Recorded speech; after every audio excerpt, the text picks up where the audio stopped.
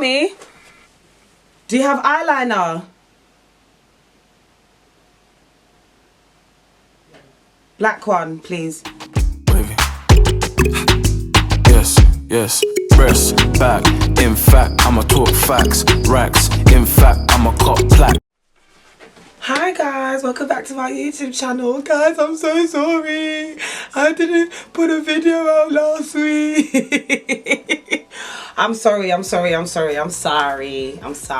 You know, a girl's very clumsy. You know, she broke her one and only camera. And, you know, being new to all this YouTube stuff, I need to learn how to record more. But your girl is going to uni and she's working. It's a lot of work to do. So, enough of all of that. Thanks for your patience, guys, and thanks for coming back to watch me. Yay! Today's story time is going to be about when I got dipped to Sierra Leone when I was 14 years old. So I'm going to tell you the story of how I was there for 6 months. December, January, February, March, April, May, June, July, June. I came back May. So, yeah, here we go. So, it was December 2007. And I remember my mum was saying to me, oh, we're going to Sierra Leone for 2 weeks. We're going to come back.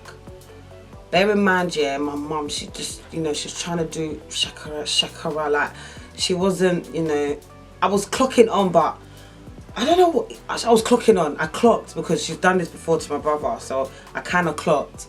But in my head, I was thinking, I've got GCSEs coming up because I'm in what, year 9, year 10?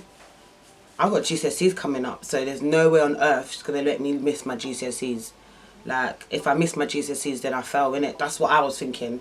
And I was hoping that she understood that too, but African parents, they don't understand a lot of things. And funny enough, yeah, I remember it so well only because the day before, like the night before, it was the PY to SI shubs.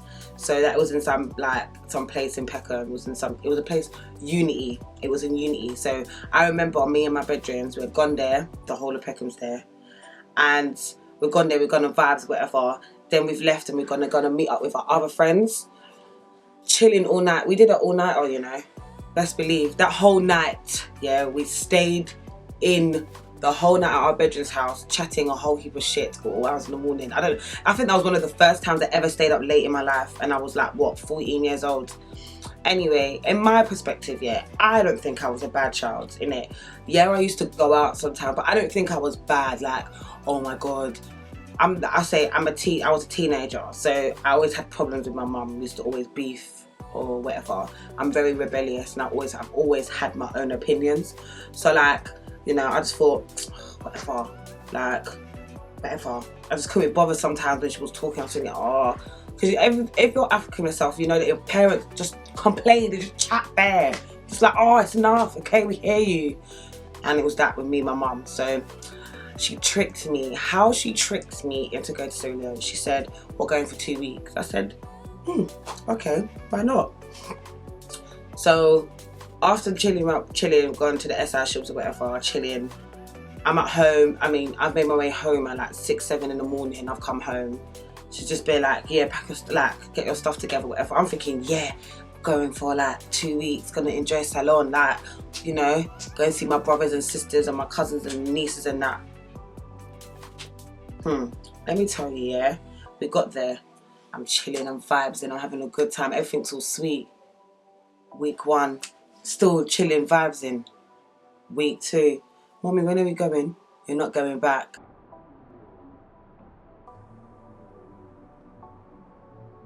Can I say something, yeah? Hey! You see that one? I actually could not believe. I was like, Mommy, I got my GCSEs. If I don't go back, I'm going to fail. You know, my mum, her plan was to keep me there forever. But the Lord had other plans. And I'm going to tell you what the other plans were. Even though it was a painful plan, but the Lord is the saviour. So I'm there. I'm not going to lie, I'll be honest. My behaviour got 10 times worse. Because I was at that stage in my life where I hated my mum. Like, how dare she think it's acceptable to just send me out of my comfort zone to teach me a lesson. Like, I just didn't get it.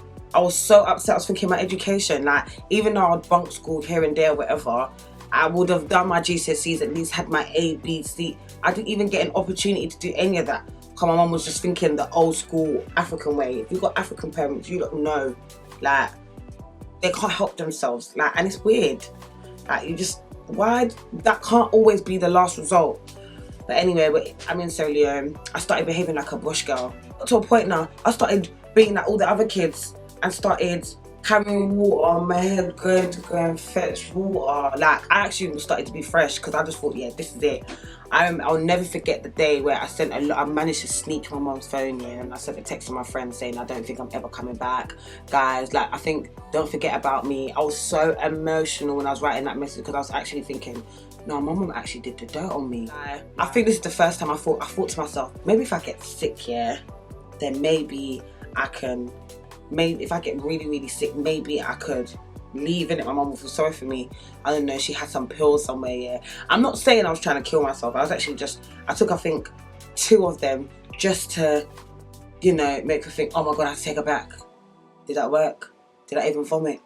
I come to even find out it was fucking ibuprofen. Something that it's okay for me to take. Hey, do you know how backwards I was? And nah, big man thing. I got issues. Anyways, yeah, and now I'm actually pissed off at myself. Stupid, dumb ibuprofen. What's that? Forever and ever.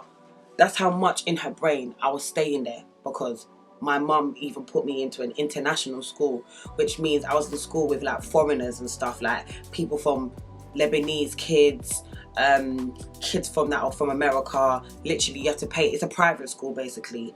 I was going to school. My mum bought the uniform, everything. I'm not gonna lie, I was happy to go to school every day. It was calm. I had a driver that took me to school, dropped me back, like every day. It was calm. The kids were nice in school, but the only thing that was different was the learning style. You had to literally copy everything that was in the board and basically study that. They didn't make you do activity sheets and stuff. Like, that's when I knew that we are very different. Like, I'm not gonna lie, it was an eye-opener for me. Like, I learned a lot out there. I appreciate what I have, why I was catting to come back.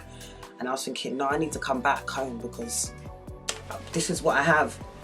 And I'm not gonna lie, if my son was naughty one day, I can't send him there. I'm not gonna lie, I'll be scared to send him there. I can't believe I went to school out there. Like, I cannot believe I went to school in Sierra Leone.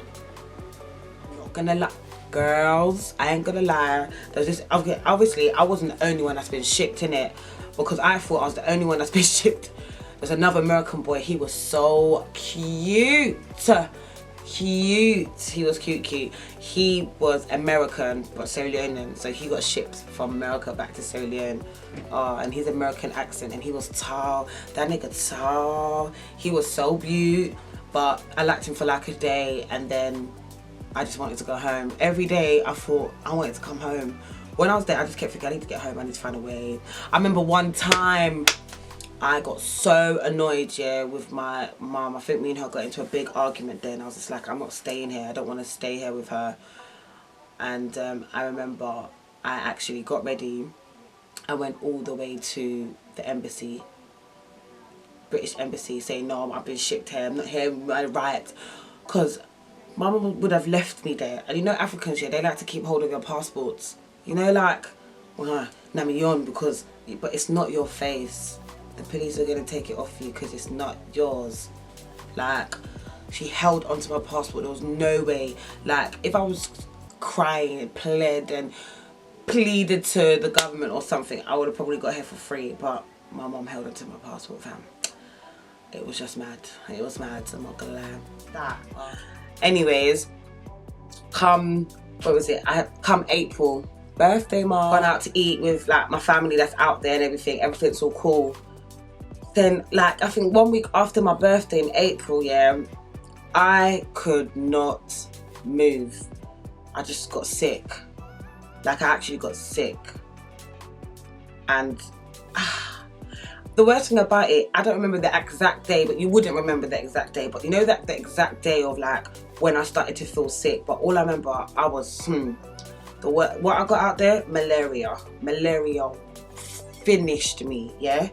I was so sick. I think I spent like, what, 3 or 4 days, yeah, the most, yeah, of not eating, and all I did was sleep.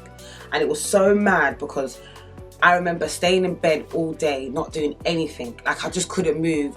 The weight, my legs were too, like, I could feel every grain of sand under my feet when I walked, because they forced me to walk. I literally didn't do anything. Even to like shower, they had to like wash me. I wasn't doing anything. Like, the malaria was finishing me out there.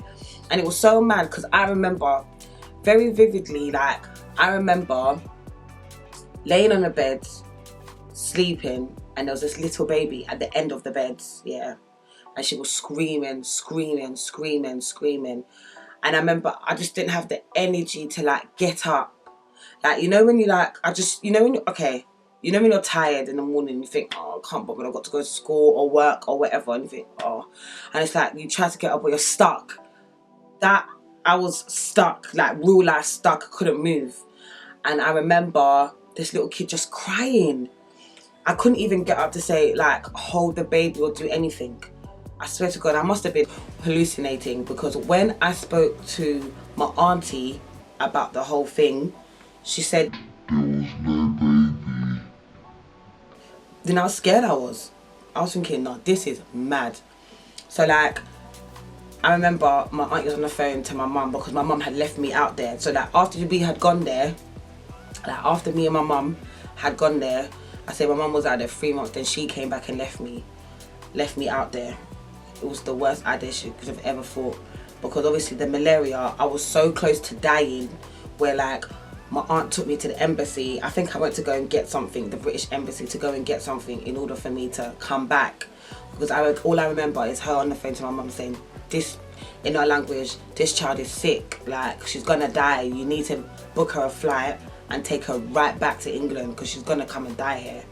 Obviously my mum panicking and stuff and whatnot. So literally, I think within a couple of days of that phone call, I was walking to, where was I going? I was walking somewhere, walking to the embassy, and I remember the sun just beating on my body, like, and I was just like, you know when you're just, I was walking so slow, and my auntie was like with me. Luckily, yeah, as well, I saw one of my mum's friends. She was at the same place as well. She was coming back to England, and she saw me and she looked at me and she said, no, we need to take her to the hospital. This girl is sick. Look at her. I couldn't even stand. I couldn't do anything. I was everywhere I went, I was leaning, or like if there was cars parked, I'll lean on it and wait for a little bit because the sun was too much. And you know, in Africa, there's no shade. There's no shade, and if you're in a building, like one of those government buildings or a proper like shop or whatever, there will be like aircon. There's not aircon everywhere, like not the houses, not every house has aircon. Like if you got money, well in my auntie's house we had aircon, thank God. Even in my mum's house we had aircon, because I can't. I ain't gonna lie, Craig, I can't. So like, that's all happened, and I literally remember my auntie lifting me up. Yeah, like, you know when you get married and your man lifts you up by your legs and your back, whatever, lifting me up, putting me in the car. They took me straight to the hospital. But what I remember about in the hospital was literally, they said she's got malaria, you can see she's sick, in our language, she looks like she wants to die, doctor help us. The doctor gave me a drip. I was in the hospital for the night. The next day I came out in the early hours in the morning. My auntie came and got me. I ate a little bit in the hospital.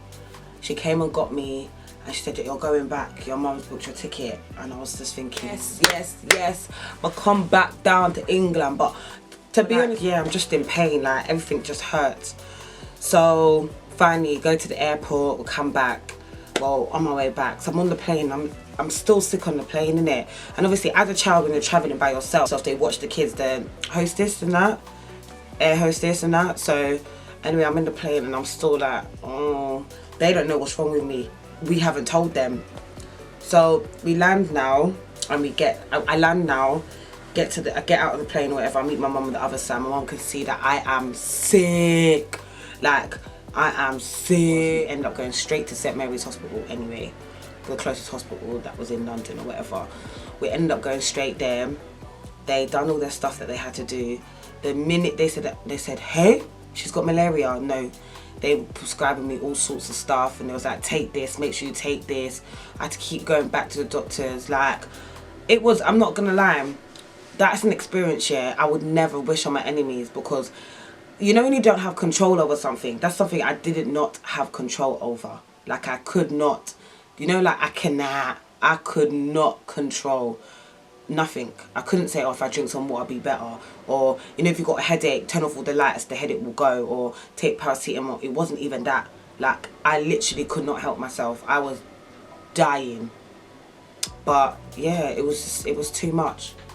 It was fun. I made some friends out there. I even met some nice people that I still talk to today on Instagram. Like, it was an experience and a half. There was small enjoyment. Like, it was good. I really enjoyed it. I'm going again. I'm gonna go again. I haven't been in like 10 years. 10, 11 years. I haven't been. And when I've got, it's gonna be a blast. And this time, because I do YouTube, everything's gonna get vlogged. I'm so excited. Like, I'm actually planning on going, because I need to go back to the motherland, you know? Be appreciative where you're from. Be gladdy, be gladdy. Nah, but for real, like, yeah. Thank you guys for watching my YouTube channel. Another one's coming out next week. I feel like you don't need to see more of me. I don't really show myself a lot what I do, and I want you lot to be a part of my world, because you lot are my reelers and roulettes. I love you guys. Yes, thank you so much. Don't forget to subscribe, like and comment. Okay, don't forget, honeys. Yeah. Oh, and also leave a comment, please, because I love comments. I read every single one of the comments, the bad ones, the good ones. I read all of them, because, you know, I just want to see what y'all gotta say. I'm nosy, you know. Bye.